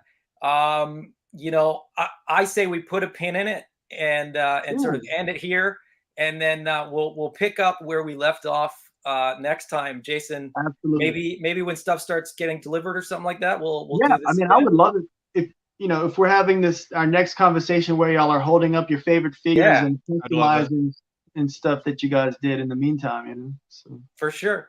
Jason, where can people find you in the meantime on the socials and what's the? So if you go to @Spero on Instagram, I usually post in there. Whenever we have big updates, I will post those on the Kickstarter. And that's pretty much it. I mean, I have my own personal Facebook stuff, but I usually just post dank memes on there. So fair enough. We'll keep it to AWOC then. Absolutely. Yeah. Well, go to eCollectibles and pre-order now. Absolutely. I was going to say, go to eCollectibles.ca, get some pre-orders in, or wherever else you want to buy these. And we'll talk again soon. And if you guys enjoyed this video, please hit that like button. If you want to see more of these videos, hit that subscribe button. And I got a crying baby in my arms. That's why I'm trying to pin in this. But yeah, if you want to see more, subscribe. And thank you. An honor and a pleasure to have you on, Jason. Patty, chatting with you as well. Always a pleasure. We will we'll talk to you guys again soon. Bye-bye. Cheers, Jason. Take care. Thank you.